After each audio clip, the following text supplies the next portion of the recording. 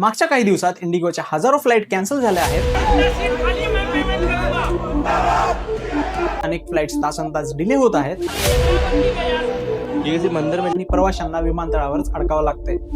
ना भाई, गलतफहमी मत आ जाओ। ये कोई इंडियन रेलवे का नई दिल्ली का रेलवे स्टेशन नहीं है। यामागे टेक्निकल ग्लिच असल्याचं बोललं जात आहे। खरं कारण काय आहे टेक्निकल ग्लिच की सरकारचे नवीन नियम? चला जाणून घेऊयात या व्हिडिओच्या माध्यमातून। नमस्कार, मी यश आणि तुम्ही पाहताय यशक्स मराठी।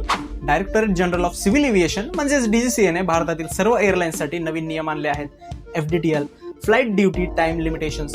या नियमांचा एकच उद्देश आहे पायलट आणि क्रू मेंबरचा थकवा कमी करणं आणि विमान अपघात टाळणं। हे नियम मूळतः 2024 मध्ये लागू व्हायला हवे होते, पण एअरलाइन्सच्या तीव्र विरोधामुळे त्यांना तयारीसाठी अतिरिक्त वेळ देण्यात आला। एप्रिल 2025 मध्ये दिल्ली हायकोर्टच्या निर्णायक आदेशानंतर हे नियम 2 टप्प्यात लागू करण्याचा निर्णय झाला। पहिला टप्पा जून 2025 मध्ये लागू झाला, ज्यात सामान्य नियम समाविष्ट होते, तर दुसरा टप्पा 1 नोव्हेंबर 2025 पासून सुरू झाला। आणि याच दुसऱ्या टप्प्यापासून इंडिगोच्या फ्लाइट कॅन्सलचं प्रमाण धक्कादायक प्रमाणे वाढलं। या नवीन नियमांमध्ये खूप मोठे बदल करण्यात आले आहेत, ज्यामध्ये पहिला महत्त्वाचा बदल म्हणजे साप्ताहिक विश्रांती वाढवली आहे। म्हणजेच काय, तर पहिले पायलटला 36 तास विश्रांती मिळत होती, ती आता वाढवून 48 तास करण्यात आली आहे। दुसरा बदल म्हणजे नाईट ड्युटीची व्याख्या पूर्णपणे बदलली गेली। पहिले नाईट ड्युटी 12 ते 5 या कालावधीत होती, तर आता रात्री 12 ते 6 पर्यंत वाढवली आहे। तिसरा आणि सर्वात महत्त्वाचा बदल म्हणजे नाईट लँडिंगची संख्या मोठ्या प्रमाणात कमी केली गेली। पहिले एक पायलट 6 नाईट लँडिंग करू शकत होता, आता ती संख्या कमी करून फक्त 2 नाईट लँडिंगवर करण्यात आली आहे। हे सर्व बदल पायलट आणि क्रू मेंबर्स आणि प्रवाशांच्या सुरक्षेसाठी करण्यात आलेले आहेत। आता येतो सर्वात महत्त्वाचा प्रश्न, जर हे नियम इतके चांगले आहेत तर मग फ्लाइट का कॅन्सल होत आहेत? इथे समोर येतो एअरलाइन्सच्या गैरजबाबदारीचा खरा चेहरा।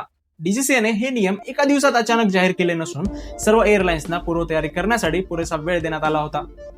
या कालावधीत त्यांना लागतील तेवढे पायलट घ्यायचे होते, क्रू मेंबर्स नियुक्त करायचे होते आणि योग्य प्लॅनिंग करायची होती। पण इंडिगोने या काळात काय केलं, तर त्यांनी पुरेशी भरतीही केली नाही, क्रू मेंबर्स वाढवले नाहीत आणि योग्य तयारीही केली नाही। त्याऐवजी त्यांनी सरकारवर नियम बदलण्याचा दबाव टाकण्याचाही प्रयत्न केला। आज त्यांच्या या गैरजबाबदारीचा परिणाम म्हणून त्यांना पायलट आणि क्रू मेंबर्सची मोठी कमतरता भासत आहे आणि नेमका त्यांचाच फटका सामान्य नागरिकांवर बसत आहे।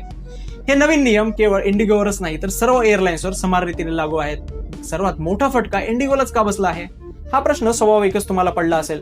हे समजण्यासाठी आपल्याला इंडिगोचं बिझनेस मॉडेल समजून घेणं गरजेचं आहे। भारतातील डोमेस्टिक फ्लाइटच्या 60% फ्लाइट्स एकटा इंडिगो हँडल करतो। हा आकडा स्वतःच त्यांचं वर्चस्व दाखवतो। त्यांचं बिझनेस मॉडेल अगदी सोपं आहे, कमी रिसोर्सेस मध्ये मॅक्सिमम युटिलायझेशन करणं।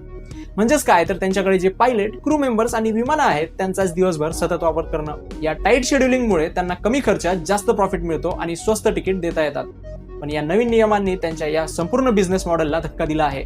आता त्यांना पायलट्सला जास्त विश्रांती द्यावी लागत आहे, नाईट ड्युटी मर्यादित करावी लागत आहे आणि नाईट लँडिंग कमी करावी लागत आहे।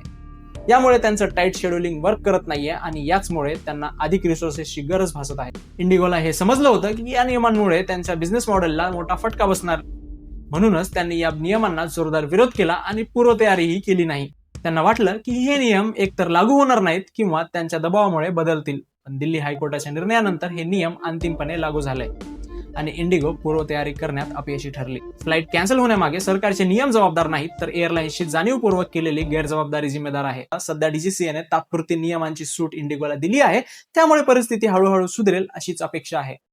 अशाच इन्फॉर्मेटिव्ह व्हिडिओसाठी आपल्या यशक्स मराठीच्या YouTube चॅनलला नक्की सबस्क्राईब करा।